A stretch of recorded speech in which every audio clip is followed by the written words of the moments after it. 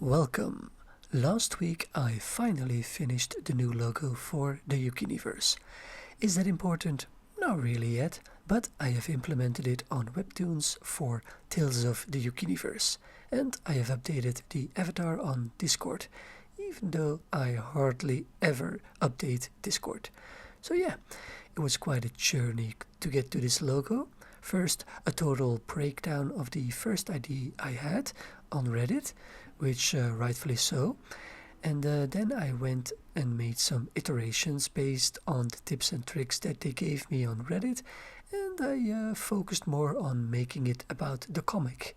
But then I realized this isn't about a comic, this is about an IP, a universe, which is not bound to one type of media.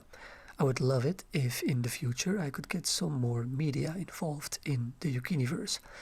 Animations, books, music, games, or other stuff, just more than only a comic. And I believe that the logo this time truly represents that, a universe in which Yukini is the main focus, not just above the logo, but through the center of it as the focal point. Sorry, spoiler alert, I guess. But yeah, that's the logo. In other news, I did a little bit of art this week. Instead of people prompting AI to make art for them, I asked ChatGPT to give me a prompt, and then I can make some art based on that. So this is what I got. A lone traveler stands on the edge of a floating ruin at sunset. Pieces of broken architecture hover in the air around them, slowly drifting like islands.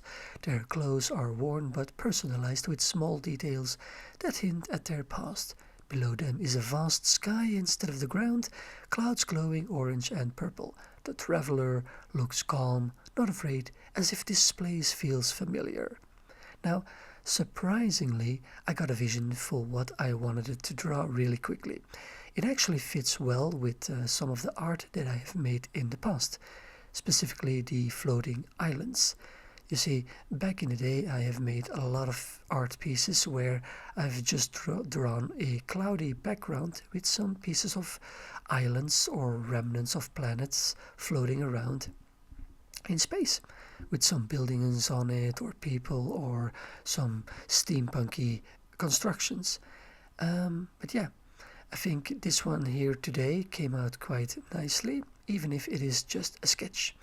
I don't think I'll work more on it because it has the vibe, and that is good enough for me right now. If anything, I'll just make a new version of it. So yeah, not a total failure, so I might consider doing this again in the future. Or I could just roll a dice and pick some random words from a dictionary for inspiration. That could work perfectly as well. Now, comic-related news. As usual, I finished the new page for Planet Zom. You can check that out on Webtoon and DeviantArt. But I also worked on the character sheets some more. This time, however, I focused on the characters, on who they are. Well, specifically on Spears and Zaira.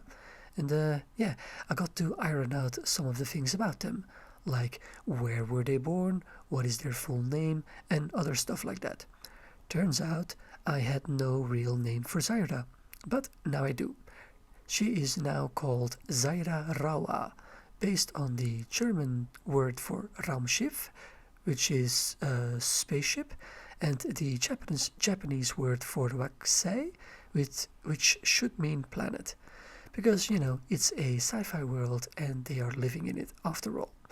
But yeah, not sure if I should post these character sheets online or if I should just keep them for myself, as background information.